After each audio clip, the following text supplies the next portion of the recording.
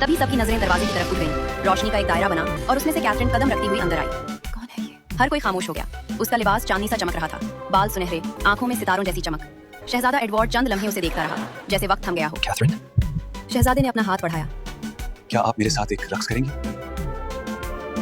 और जैसे ही उन्होंने हाथ थामा, हॉल की रोशनी नर्म हो गई और वो दोनों जादुई मौसीकी पर नाचने लगे। पूरा हॉल जैसे ख्वाब में बदल गया। कैथरीन के गाउन से नर्म रोशनी निकल रही थी, जो हवा में फूलों की तरह बिखर रही थी। इसी लम्हे गोथल ने जादुई आईने में महल का हर मंजर देख लिया। उसकी आंखें गुस्से से चमक रही थी और वो चीखी, तो यही है तेरे ख्वाबों की दुनिया। मैं तुझे दिखाती हूँ कि ख्वाबों का अंजाम क्या एक लम्हे होता में है। उसके जादू ने तूफान बुलाया। हुआ गरजने लगी, बादलों की मानिंद बिजली गूंदी, महल के सुनहरे सुतून लरजने लगे। लेकिन एडवर्ड फौरन अपनी तलवार उठाकर और मुहाफिजों के साथ लड़ाई में कूद पड़ा, ताकि गोथल की तबाहकारी को रोका जा सके। वो हर कदम पर अपनी बहादुरी का मुजाहिरा कर रहा था, मगर उसकी आंखें हमेशा कैथरीन की तरफ मरकूज रहीं, क्योंकि उसकी हिफाजत सबसे ज्यादा जरूरी थी। गौसल अपनी गजबनाक ताकत और इंतकाम की आग में कैथरीन के पीछे दौड़ती हुई महल के हॉल में दाखिल हुई। हर कदम के साथ सुतून कांपने लगे, हवा की शिद्दत बढ़ती गई और तूफान के असरात पूरे महल में महसूस किए जा रहे थे।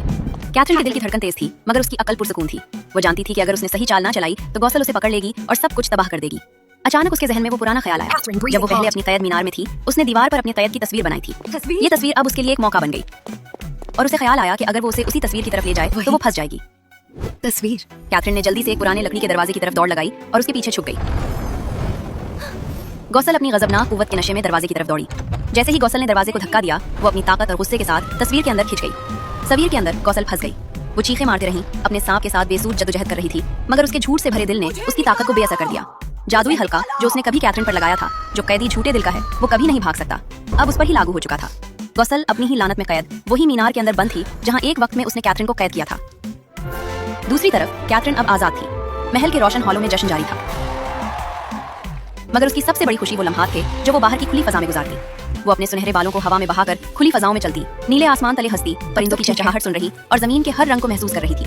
उसके साथ एडवर्ड, शहजादा और अब उसका शौहर कदम से कदम मिलाकर उसकी खुशियों में शरीक था। रूबी और पैनी भी उनके साथ थी, अपनी शरारत और हंसी के साथ हर लम्हे को मजीद रंगीन बना रही थी।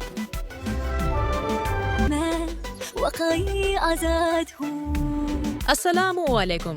अगर आपको हमारी वीडियोस पसंद आए तो हमारे चैनल द फैमिली वॉल्ट को सब्सक्राइब करें और नई वीडियोस की अपडेट्स के लिए बेल आइकन जरूर दबाएं।